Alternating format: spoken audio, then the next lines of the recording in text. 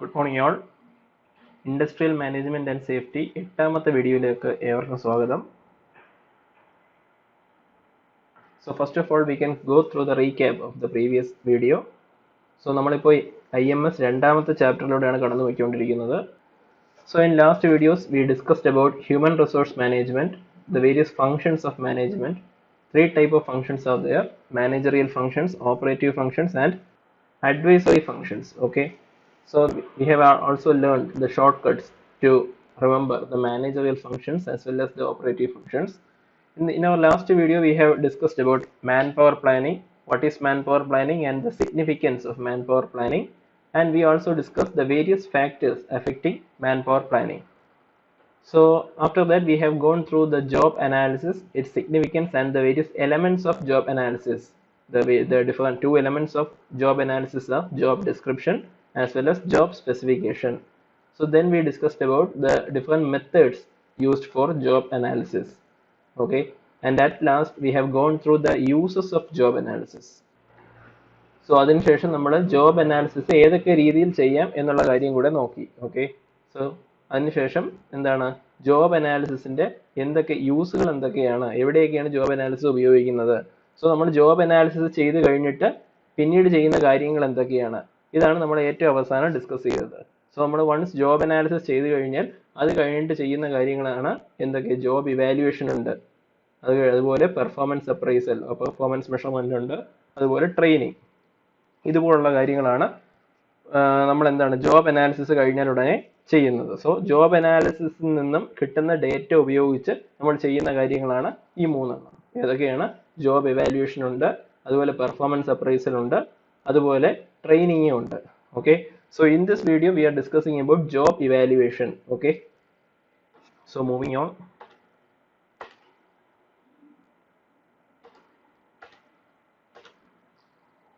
We are going to study about job evaluation.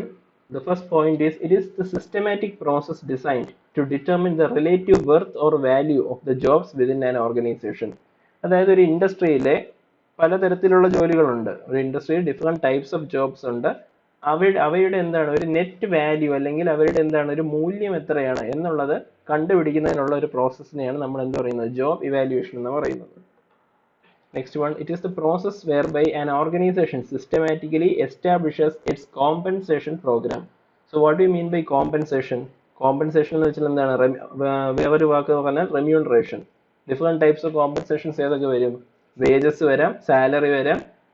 Okay, so ഒരു ജോലിക്ക് എത്ര salary കൊടുക്കണം അല്ലെങ്കിൽ ഒരു ജോലിക്ക് എന്തുമാത്രം വേജസ് നമ്മൾ കൊടുക്കണം എന്നുള്ളത് ഒരു ഇൻഡസ്ട്രി തീരുമാനിക്കുന്നത് ജോബ് ഇവാലുവേഷൻ എന്ന പ്രോസസ്സിലൂടെയാണ്. Okay, next point, jobs are compared in order to arrive at each job's appropriate worth. So ഒരു കമ്പനിയിൽ പലതരത്തിലുള്ള ജോലികൾ കാണും. നമ്മളിപ്പോൾ ഏതെങ്കിലും ഒരു ജോലിയുടെ അല്ലെങ്കിൽ ഒരു ജോബിനെ നമ്മൾ എവാലുവേറ്റ് ചെയ്യണമെന്നുണ്ടെങ്കിൽ എന്ത് ചെയ്യണം, ആ കമ്പനിയിലുള്ള മറ്റ് ജോലികളുമായി ഈ ഒരു ജോലിയെ കമ്പയർ ചെയ്യണം. So here we will discuss about the different objectives of job evaluation. So why we are performing job evaluation? Why is job evaluation important? Okay, why we are going for job evaluation? That is what we are discussing in this slide. Okay, the first point is, it decides relative values of different jobs. So relative values അതെന്ന് വെച്ചാൽ ഓരോ ജോലികളുടെയും relative values ആണ് നമ്മൾ ഇതിലൂടെ കണ്ടുപിടിക്കുന്നത്. ഓരോ ജോലികളുടെയും value അല്ല, relative values. What do you mean by relative value? The value of a job when it is related to another job. Okay, ഒരു കമ്പനിയിലുള്ള പല പല ജോലികൾ വെച്ച് നമ്മൾ കമ്പയർ ചെയ്ത് ഒരു ജോലിയുടെ റിലേറ്റീവ് വാല്യൂ എത്രയാണ് എന്നുള്ളത് കണ്ടുപിടിക്കുന്നു. Next one, it helps to formulate an appropriate and uniform wage structure. Next one, it clarifies responsibility and authority of a job. ഒരു ജോലിയുടെ ഉത്തരവാദിത്വം എന്താണ് അല്ലെങ്കിൽ ഒരു ജോലിയുടെ അതോറിറ്റി എന്താണ് എന്നുള്ള കാര്യത്തെ പറ്റി ഒരു ക്ലാരിഫിക്കേഷൻ ഈ ഒരു പ്രോസസ്സിലൂടെ നമുക്ക് കിട്ടുന്നു. Next one, it improves employer relationships.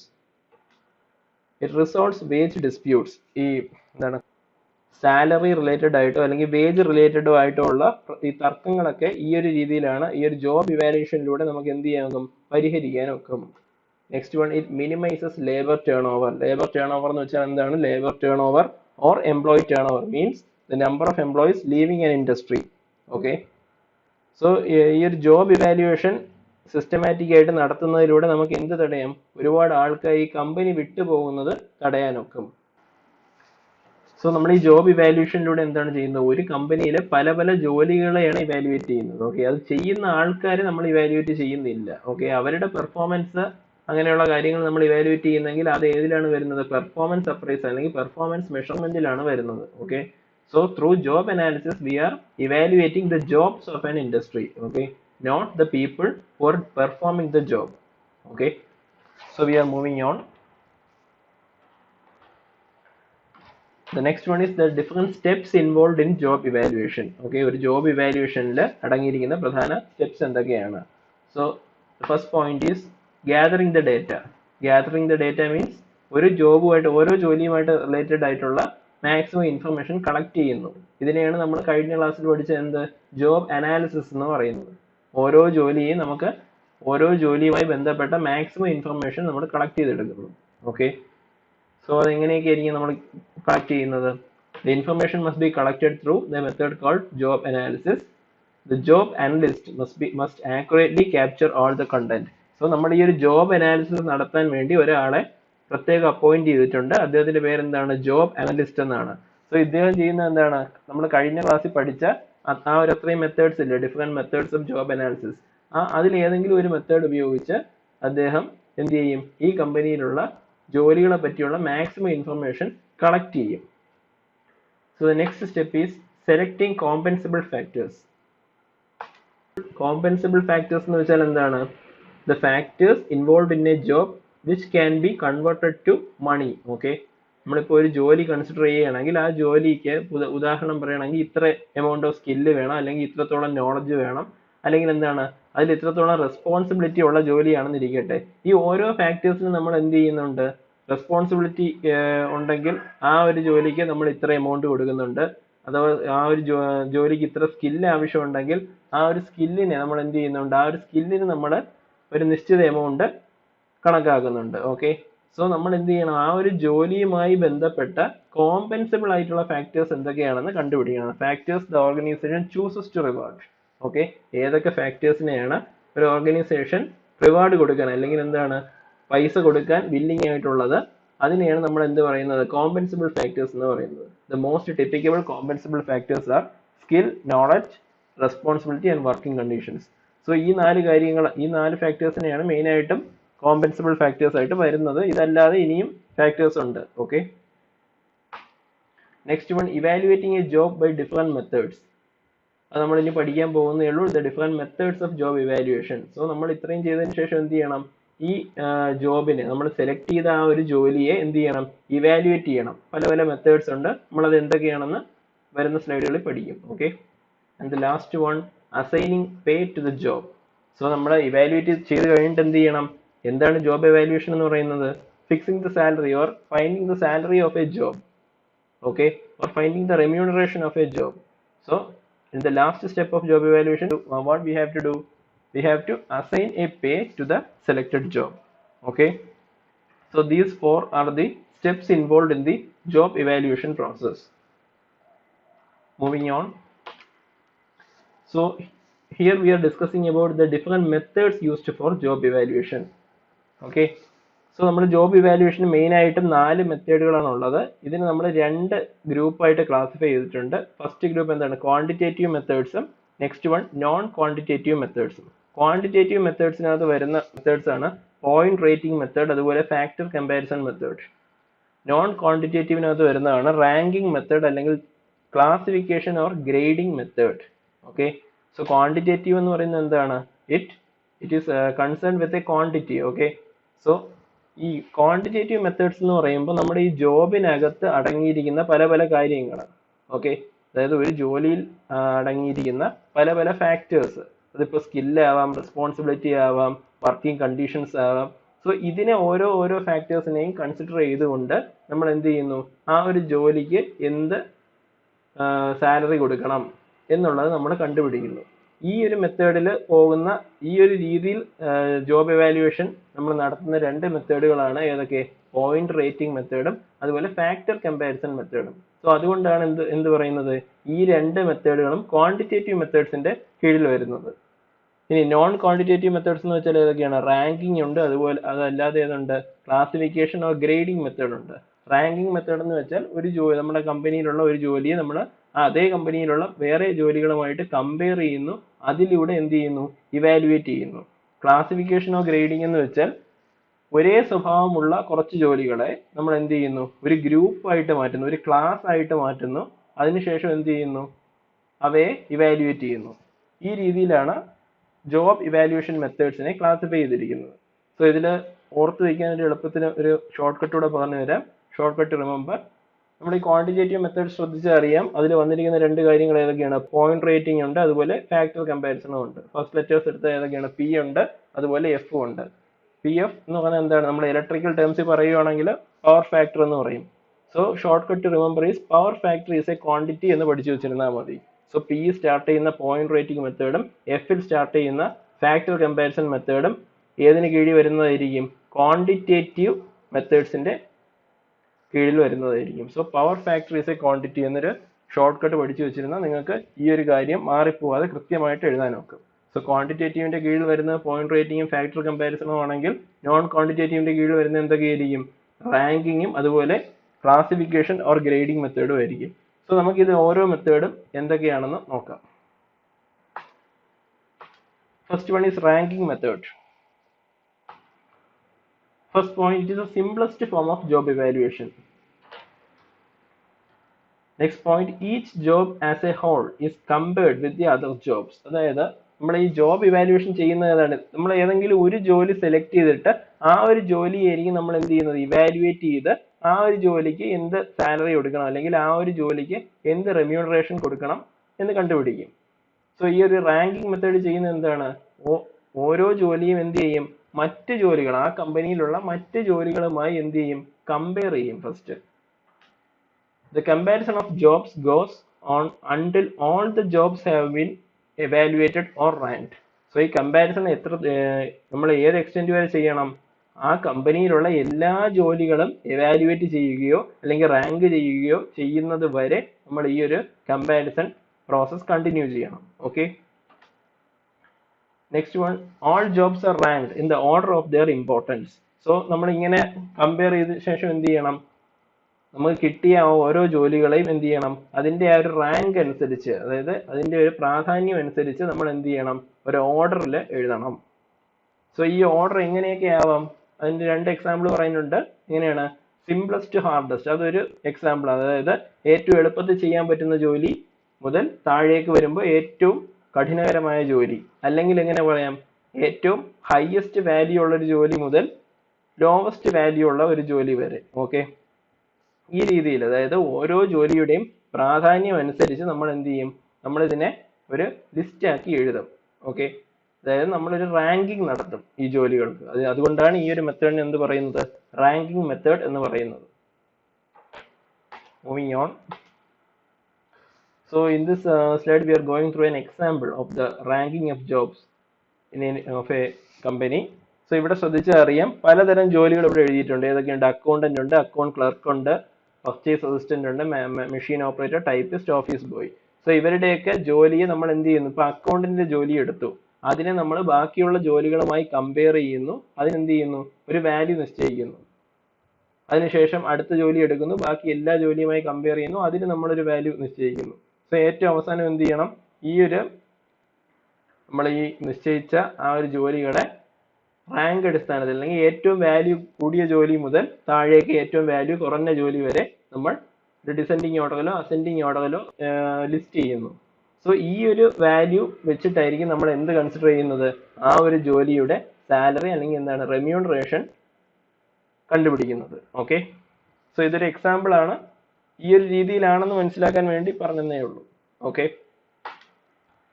So in next one we are going through the advantages as well as disadvantages of this ranking method.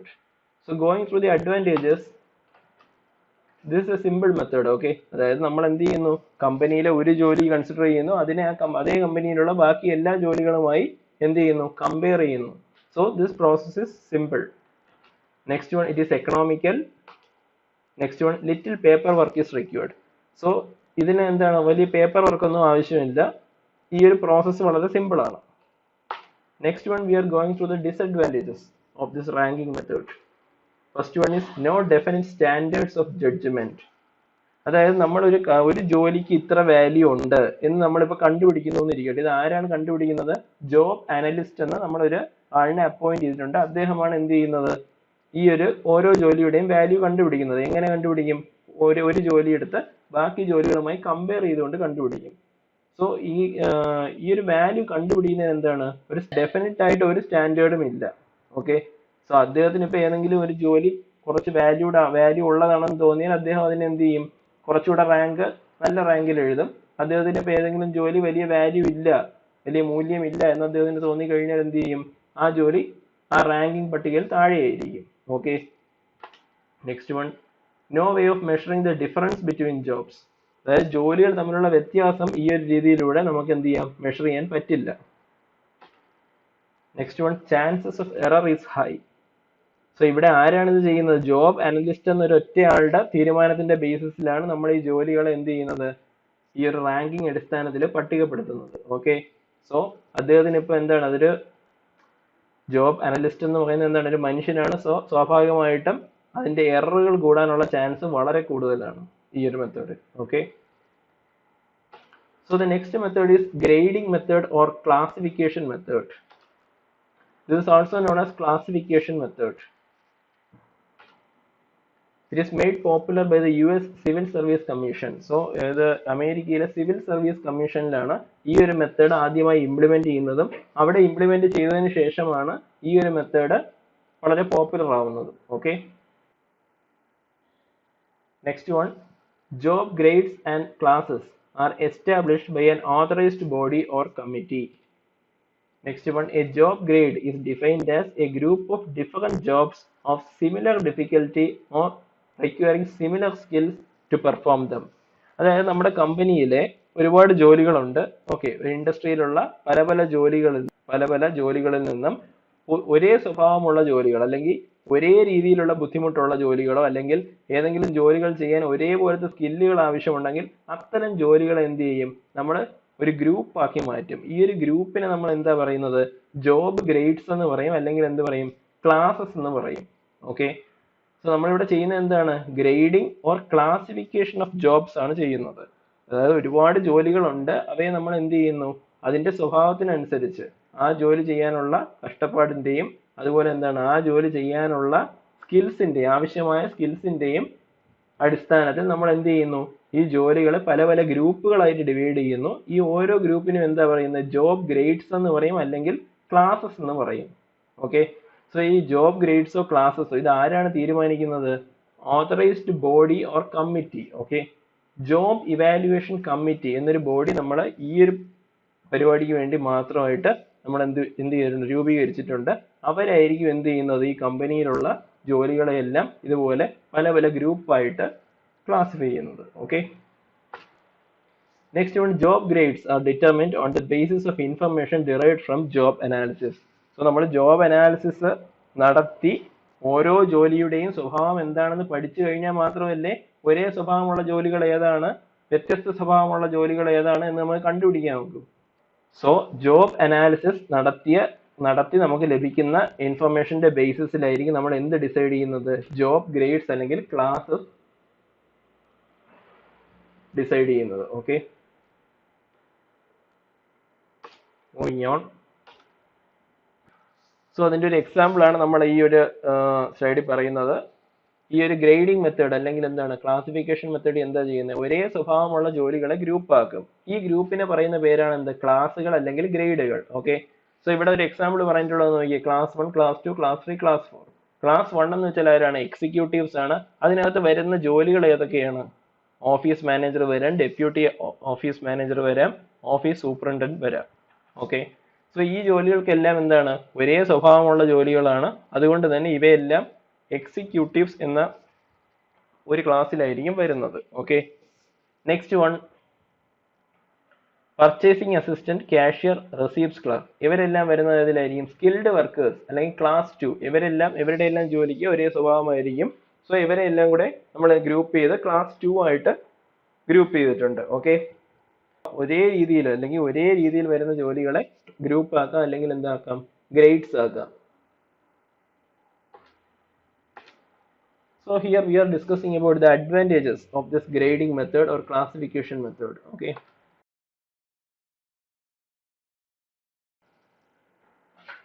So the first point is it is economical. So കഴിഞ്ഞ തവണ നമ്മൾ എന്താണ് ranking method ചെയ്ത പോലെ ഒരു ജോലി എടുത്തിട്ട് ആ ഇൻഡസ്ട്രിയിലുള്ള എല്ലാ ജോലിയുമായിട്ട് കമ്പയർ ചെയ്യാതെ ഒരേ രീതിയിലുള്ള ജോലികളൊക്കെ ഗ്രൂപ്പ് ചെയ്തിട്ട് ഈ ഗ്രൂപ്പ് തമ്മിൽ കമ്പയർ ചെയ്താൽ പോരെ. So this process is economical. Next one, it is easy to understand. Next one, it is simple to operate. So going to the disadvantages of this method, personal bias. Okay. So ഇവിടെയും എന്താണ് ചെയ്യുന്നത്, ഈ ഒരു രീതിയിൽ group ചെയ്യുന്നത് ആരാണ്? ഈ ഒരേ രീതിയിലുള്ള ജോലികളെ നമ്മൾ ഗ്രൂപ്പ് ചെയ്ത് ഗ്രേഡ്സോ അല്ലെങ്കിൽ ക്ലാസ്സസോ ആക്കുന്നത് ആരാണ്? ജോബ് ഇവാലുവേഷൻ കമ്മിറ്റിയാണ് ചെയ്യുന്നത്. സോ അവർക്ക് എന്താണ് പേഴ്സണൽ ബയാസ് എന്ന് പറയുമ്പോൾ എന്താണ്, ഇപ്പൊ അവർക്ക് ഈ ഒരു കമ്മിറ്റിക്ക് ഏതെങ്കിലും ഒരു ജോലിക്ക് വലിയ പ്രാധാന്യം ഇല്ല എന്ന് അവർക്കൊരു മുൻവിധി ഉണ്ടെങ്കിൽ എന്ത് സംഭവിക്കാം, ഈ ജോലിയുടെ റിലേറ്റീവ് വാല്യൂ കുറയാൻ സാധ്യതയുണ്ട്, ഇല്ലേ? സോ ഇപ്പൊ ഇവർക്ക് ഏതെങ്കിലും ഒരു ജോലി വളരെ ഇമ്പോർട്ടന്റ് ആണെന്ന് തോന്നിക്കഴിഞ്ഞാൽ ആ ജോലിക്ക് എന്ത് സംഭവിക്കാം, ആ ജോലിയുടെ സാലറി ഓട്ടോമാറ്റിക്കലി കൂടാൻ സാധ്യതയുണ്ട്. So as job evaluation is performed by a committee here, it can be biased. Okay. Next one, it cannot deal with complex jobs. അതായത് വളരെ കോംപ്ലക്സ് ആയിട്ടുള്ള ജോബുകളാണ് ഒരു ഇൻഡസ്ട്രിയിൽ ഉള്ളതെങ്കിൽ നമുക്ക് അവയെ എന്ത് ചെയ്യാൻ പറ്റില്ല, ഇതുപോലെ ഒരു കോമൺ ഫീച്ചർ കണ്ടെത്തി ഒരേ സ്വഭാവം ഉള്ള ജോലികൾ എന്ന് പറഞ്ഞ് നമുക്ക് ഗ്രൂപ്പ് ചെയ്യാൻ പറ്റില്ല. ഒരു കമ്പനിയിലുള്ള ജോലികളെല്ലാം വ്യത്യസ്തമായ ജോലികളാണെങ്കിൽ നമുക്ക് ഈ ഒരു മെത്തേഡ് ഒരിക്കലും ഇംപ്ലിമെന്റ് ചെയ്യാൻ പറ്റില്ല. സോ ഇപ്പോൾ നമ്മൾ രണ്ട് മെത്തേഡുകൾ പഠിച്ചു കഴിഞ്ഞു. ഏതൊക്കെയാണ്? റാങ്കിങ് മെത്തേഡും പഠിച്ചു, അതുപോലെ ക്ലാസിഫിക്കേഷൻ അല്ലെങ്കിൽ ഗ്രേഡിംഗ് മെത്തേഡും പഠിച്ചു. ഈ രണ്ടെണ്ണവും വരുന്ന ഏതിലാണ്? നോൺ ക്വാണ്ടിറ്റേറ്റീവ് മെത്തേഡ്സിനാണ് വരുന്നത്. ജോബ് ഇവാലുവേഷൻ മെത്തേഡ്സിനെ രണ്ടായിട്ട് ക്ലാസിഫൈ ചെയ്യുന്നുണ്ട്. ഏതൊക്കെയാണ്? ക്വാണ്ടിറ്റേറ്റീവ് മെത്തേഡ്സും നോൺ ക്വാണ്ടിറ്റേറ്റീവ് മെത്തേഡ്സ്. അതിൽ നോൺ ക്വാണ്ടിറ്റേറ്റീവ് മെത്തേഡ്സിൽ വരുന്ന രണ്ട് മെത്തേഡുകളാണ് ഏതൊക്കെയാണ്? റാങ്കിങ് മെത്തേഡും അതുപോലെ ഗ്രേഡിംഗ് മെത്തേഡും. Okay, so we are going to the first cues. So the question is, the settlement of disputes comes under which of the following operative functions of the HR manager? So HR managerയുടെ ഏത് operative ഫങ്ഷൻസിൽ വരുന്ന കാര്യമാണ് settlement of disputes? Your options are separation, compensation, industrial relations, maintenance. So you can find the answer. You have 20 seconds time. Your time starts now.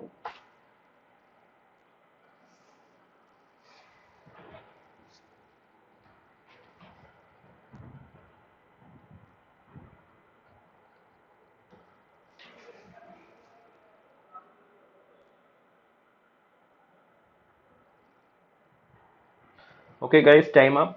We are moving on. So we are going through the third method used for job evaluation. It is point rating method. It is a quantitative method. Okay. So it is the most widely used method used for job evaluation. So job evaluation total 4 മെത്തേഡുകൾ ഉണ്ട്. അതിൽ വളരെ widely used ആയിട്ടുള്ള മെത്തേഡാണ് point rating method. So next point, jobs are broken down based on the identifiable factors. Okay. So നമ്മുടെ ജോലി എന്ത് ചെയ്യും, നമ്മളിപ്പോൾ ഏത് ജോലിയാണോ എവാലുവേറ്റ് ചെയ്യാൻ എടുക്കുന്നത് അതിനകത്ത് നമ്മൾ എന്താണ്, അത് നമ്മൾ നന്നായിട്ടൊന്ന് ക്രോസ് ചെക്ക് ചെയ്യുമ്പോൾ നമുക്ക് അതിനകത്ത് കുറേ ഫാക്ടേഴ്സ് ഇൻവോൾവ് ആയിട്ടുണ്ടെന്ന് മനസ്സിലാവും. ഓക്കെ, ഈ ഒരു ഫാക്ടേഴ്സിന്റെ അടിസ്ഥാനത്തിൽ നമ്മൾ എന്ത് ചെയ്യുന്നു, ജോലിയെ ചെറിയ ചെറിയ യൂണിറ്റുകളാക്കി മാറ്റുന്നു. Okay, the commonly used factors are skill, effort, training, knowledge, hazards, responsibility, etc. അതായത് നമ്മളിപ്പോൾ ഒരു ജോബ് എടുക്കുന്നു, ഉദാഹരണത്തിന് ക്ലർക്കിന്റെ ജോലിയാണെന്ന് ഇരിക്കട്ടെ. ഈ ഒരു ജോലിക്ക് എത്രമാത്രം സ്കില്ല് വേണം, എത്രമാത്രം എഫർട്ട് ഇതിൽ വരുന്നുണ്ട്, എത്രമാത്രം ട്രെയിനിങ് ഈ ഒരു ജോലിക്ക് ആവശ്യമുണ്ട്, ഈ ജോലി ചെയ്യാൻ എത്രത്തോളം അറിവ് വേണം, ഈ ജോലി ചെയ്യുന്നത് എന്ത് തരം വർക്കിംഗ് കണ്ടീഷൻസിലാണ്. ഓക്കെ, ഈ ജോലി ചെയ്യുമ്പോൾ എന്തുമാത്രം അതിൽ റെസ്പോൺസിബിലിറ്റി ഉണ്ട്. സോ ഈ ഒരു ഫാക്ടേഴ്സിനെ ബേസ് ചെയ്തുകൊണ്ട് നമ്മൾ എന്ത് ചെയ്യുന്നു, ഈ ഒരു ജോലിക്ക് ഒരു എത്രയെങ്കിലും ഒരു പോയിന്റ് കൊടുക്കുന്നു. ഓക്കെ, നമ്മൾ ഈ ഇപ്പൊ സ്കില്ലിന് ഇത്ര പോയിന്റ്, എഫേർട്ടിന് ഇത്ര പോയിന്റ്, ആ രീതിയിൽ നമ്മൾ ഏതൊക്കെ ഫാക്ടേഴ്സ് ഐഡന്റിഫൈ ചെയ്തിട്ടുണ്ടോ അവയ്ക്കെല്ലാം നമ്മൾ എന്ത് ചെയ്യുന്നു, ഒരു പോയിന്റ് കൊടുക്കുന്നു.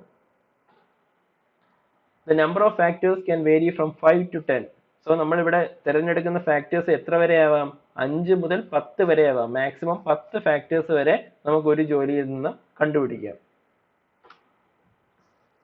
The points are allocated to each of these factors. The total point decides a job's place in the ranking order. So നമ്മൾ ഇപ്പൊ എന്ത് ചെയ്തു, ഏതെങ്കിലും ഒരു ജോലി എടുത്തു, അതിനെ എന്ത് ചെയ്തു, അതിനകത്ത് വരുന്ന കുറെ ഫാക്ടേഴ്സ് കണ്ടുപിടിച്ചു. ഓക്കെ, ആ ഫാക്ടേഴ്സ് എത്ര വരെ ആകാം, 5 മുതൽ 10 വരെ ആകാം. സോ ഈ ഓരോ ഫാക്ടറിനും എന്തുണ്ട്, നമ്മളൊരു പോയിന്റ് അസൈൻ ചെയ്തിട്ടുണ്ട്. സോ അതിലൂടെ നമുക്ക് എന്ത് കണ്ടുപിടിക്കാം, ഈ ഒരു ജോലിക്കുള്ള ടോട്ടൽ പോയിന്റ് കണ്ടുപിടിക്കാം. ഈ ഒരു ടോട്ടൽ പോയിന്റിന്റെ ബേസ് ചെയ്തായിരിക്കും ഈ ജോബിനെ നമ്മൾ എന്ത് ചെയ്യുന്നത്, ഇവാലുവേറ്റ് ചെയ്യുന്നത്, അല്ലെങ്കിൽ ഈ ഒരു ജോബിനെ നമ്മൾ റാങ്ക് ചെയ്യുന്നത്. Okay, next one, suitable wage rate proportional to the total points is determined. So നമുക്ക് നമ്മൾ തിരഞ്ഞെടുത്ത ആ ജോലി, ഏത് ജോലിയാണോ നമ്മൾ ഇവാലുവേറ്റ് ചെയ്യുന്നത്, ആ ഒരു ജോലിക്ക് ടോട്ടൽ എത്ര പോയിന്റ് കിട്ടി, അതിന് പ്രൊപ്പോർഷണൽ ആയിരിക്കും എന്ത്, ആ ജോലിക്ക് എത്ര റെമ്യൂണറേഷൻ കൊടുക്കണം എന്നുള്ളത്. ഓക്കെ, സോ ടോട്ടൽ പോയിന്റ് കൂടുതലാണെങ്കിൽ ഓട്ടോമാറ്റിക്കലി എന്താണ്, റെമ്യൂണറേഷനും കൂടുതലായിരിക്കും. So next we are going through the advantages and disadvantages of this point rating method. So first we can go through the advantages. The first point is this is an accurate method. So നമ്മൾ ഇവിടെ എന്താ ചെയ്യുന്നത്, ഒരു ജോലിക്കകത്ത് വരുന്ന പല പല ഫാക്ടേഴ്സിനെ consider ചെയ്ത് ഈ ഓരോ ഫാക്ടേഴ്സിനും നമ്മൾ എന്ത് ചെയ്യുന്നു, ഒരു പോയിന്റ് അസൈൻ ചെയ്യുകയാണ് ചെയ്യുന്നത്. സോ ഈ ഒരു മെത്തേഡ് നമ്മൾ നേരത്തെ പറഞ്ഞ രണ്ട് മെത്തേഡ് ഉണ്ടല്ലോ, ഏതൊക്കെയായിരുന്നു, ranking method, classification method.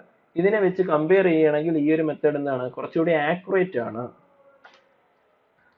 Human judgement is minimised. Okay, so നമ്മളിപ്പോൾ നേരത്തെ പറഞ്ഞ രണ്ട് മെത്തേഡുകൾ എന്തൊക്കെയായിരുന്നു, ഫസ്റ്റ് മെത്തേഡ് റാങ്കിങ് മെത്തേഡിൽ ജോബ് അനലിസ്റ്റ് എന്നൊരു വ്യക്തിയുണ്ട്, അദ്ദേഹമാണ് എന്ത് ചെയ്യുന്നത്, ജോബ് ഇവാലുവേഷൻ നടത്തുന്നത്. രണ്ടാമത് പറഞ്ഞ ക്ലാസിഫിക്കേഷൻ മെത്തേഡിൽ ജോബ് ഇവാലുവേഷൻ കമ്മിറ്റി എന്നൊരു ബോഡി ഉണ്ട്, അവരാണ് എന്ത് ചെയ്യുന്നത്, ജോബ് ഇവാലുവേഷൻ നടത്തുന്നത്.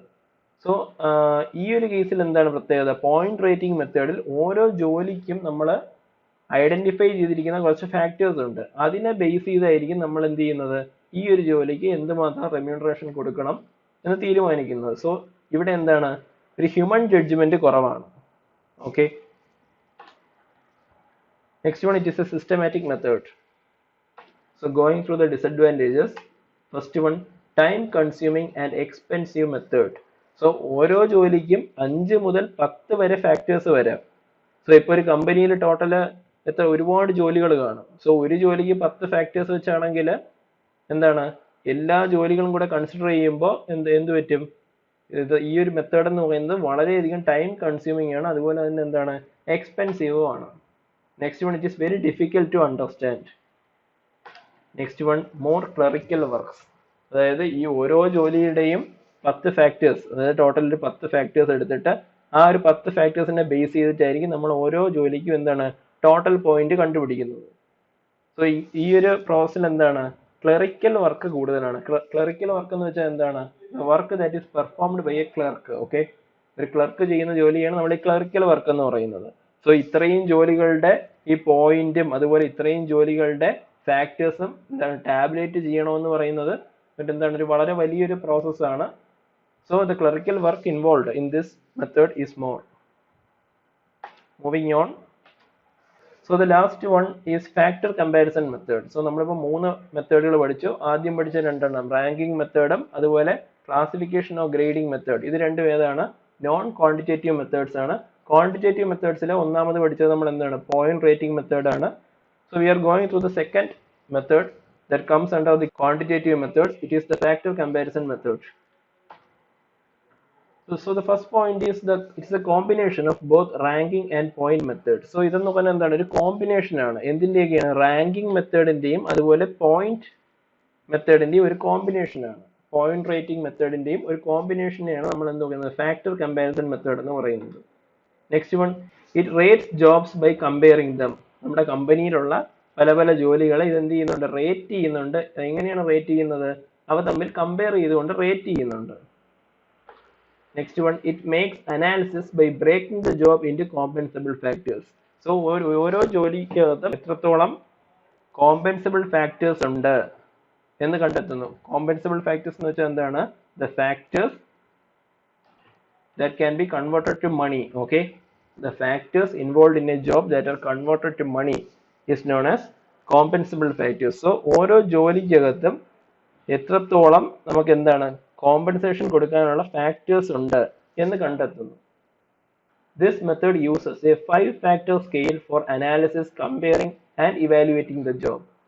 So കഴിഞ്ഞ പോയിന്റ് റേറ്റിംഗ് മെത്തേഡിൽ നമ്മൾ പറഞ്ഞ എന്താണ്, കുറച്ച് ഫാക്ടേഴ്സ്, ഓരോ ജോലിയുമായി ബന്ധപ്പെട്ട കുറച്ച് ഫാക്ടേഴ്സ് കണ്ടുപിടിക്കും. അവ എത്രയൊക്കെ ആവാം? അവ 5 മുതൽ 10 വരെ ആകാം ഫാക്ടേഴ്സ്. പക്ഷെ ഫാക്ടർ കമ്പാരിസൺ മെത്തേഡിനകത്ത് എന്താണ്, 5 ഫാക്ടേഴ്സ് മാത്രമേ കൺസിഡർ ചെയ്യൂ. ആ ഒരു 5 ഫാക്ടേഴ്സ് വെച്ചിട്ടായിരിക്കും എന്ത് ചെയ്യുന്നത്, നമ്മളുടെ ആ ഒരു ജോലി അനലൈസ് ചെയ്യുന്നതും കമ്പയർ ചെയ്യുന്നതും അതുപോലെ ഇവാലുവേറ്റ് ചെയ്യുന്നതും. So the 5 factors are skill, mental effort, physical effort, responsibility and working conditions. So ഈ 5 ഫാക്ടേഴ്സ് മാത്രമേ എന്തിൽ കൺസിഡർ ചെയ്യൂ, ഫാക്ടർ കമ്പാരിസൺ മെത്തേഡിൽ കൺസിഡർ ചെയ്യൂ. നമ്മുടെ കയ്യിലുള്ള കുറച്ച് ജോലികൾ എടുക്കുന്നു. ഈ ജോലികളിൽ ഈ പറയുന്ന 5 കാര്യങ്ങൾ എത്രത്തോളം ഇൻവോൾവ് ആയിട്ടുണ്ട് എന്ന് കണ്ടുപിടിക്കുന്നു. സോ ഇതിന്റെ ഇൻവോൾവ്മെന്റ് അനുസരിച്ച് നമ്മൾ എന്ത് ചെയ്യുന്നു, പഴയ പോലെ പോയിന്റ് റേറ്റിംഗ് മെത്തേഡിൽ എന്ത് ചെയ്തു, പോയിന്റുകൾ അസൈൻ ചെയ്യുന്നു. അങ്ങനെ നമ്മൾ എന്ത് ചെയ്യുന്നു, ഓരോ ജോലിക്കും കിട്ടുന്ന ടോട്ടൽ പോയിന്റ് കൺസിഡർ ചെയ്യുന്നു. അതിനുശേഷം അവയെ എന്ത് ചെയ്യുന്നു, റാങ്ക് ചെയ്യുന്നു. ഓക്കെ, സോ ഇവിടുത്തെ ഈ കേസിൽ കൃത്യമായി 5 ഫാക്ടേഴ്സ് മാത്രമാണുള്ളത്. സോ ഇത് കൃത്യമായിട്ട് നിങ്ങൾ പഠിച്ചിരിക്കണം. സോ ഇത് പഠിക്കാൻ ഒരു ഷോർട്ട് കട്ട് കൂടെ പറഞ്ഞിട്ടുണ്ട്, MSWPR. ജസ്റ്റ് മൈക്രോസോഫ്റ്റ് വേർഡ് എന്നോ MS വേർഡ്, PR എന്നുള്ളത് പബ്ലിക് റിലേഷൻസ് എന്നോ അല്ലെങ്കിൽ പ്രോഡക്റ്റിന്റെ ഫസ്റ്റ് 2 ലെറ്റർ എന്നോ ആ രീതിയിൽ വല്ലതും പഠിച്ചിരുന്നാൽ മതി. ഓക്കെ, ഈ ഒരു 5 ഫാക്ടേഴ്സ് വളരെ ഇമ്പോർട്ടന്റ് ആണ്. ഈ ഒരു കാര്യം മറന്നു പോകാതിരിക്കാൻ വേണ്ടിയാണ് ഈ ഒരു കോഡ് അവിടെ ഇട്ടിരിക്കുന്നത്, MSWPR. Okay, so the 5 factors that we need to consider for the factor comparison method are skill, mental effort, physical effort, responsibility and the working conditions. Okay, so the next point is, this system is usually used to evaluate white collar, professional or managerial positions. So ഈ ഒരു system നമ്മൾ main ആയിട്ട് ഉപയോഗിക്കുന്നത് top level എംപ്ലോയീസിന്റെ ജോബ്സിനെ evaluate ചെയ്യാൻ വേണ്ടിയാണ്. White collar job എന്ന് അല്ലെങ്കിൽ professional അല്ലെങ്കിൽ മാനേജറിയൽ ജോബ് എന്ന് വെച്ചാൽ എന്താണ്, ഒരു കമ്പനിയിൽ ഏറ്റവും ടോപ്പ് ലെവലിലുള്ള എംപ്ലോയീസിന്റെ ജോബിനെ ഇവാലുവേറ്റ് ചെയ്യാൻ വേണ്ടിയാണ് നമ്മൾ ഈ ഒരു മെത്തേഡ് ഉപയോഗിക്കുന്നത്. അവരുടെ സാലറി, അതായത് ടോപ്പ് ഒഫീഷ്യൽസിന്റെ റെമ്യൂണറേഷൻ നമ്മൾ കണ്ടുപിടിക്കുന്ന ഏത് മെത്തേഡ് വഴിയാണ്, ഫാക്ടർ കമ്പാരിസൺ മെത്തേഡ് വഴിയാണ്.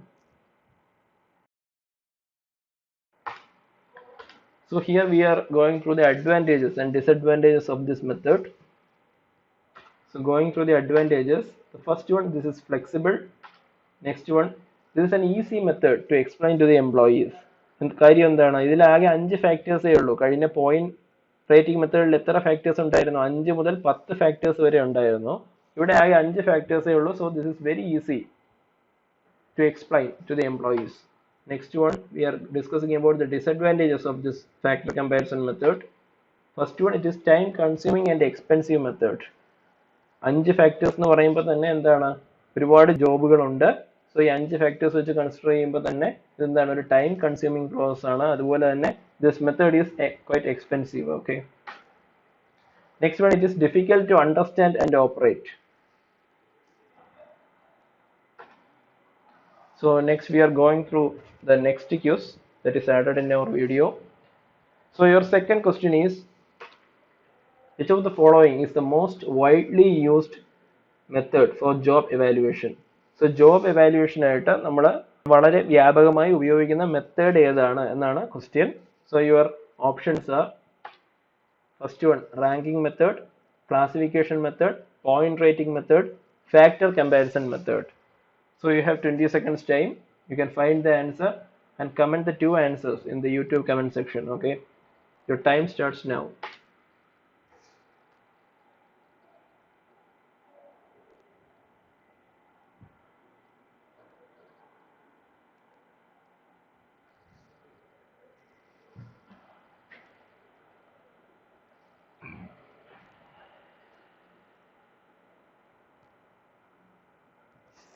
Okay guys, time up. So we are winding up today's class. That's all for today. So thank you all. Stay safe.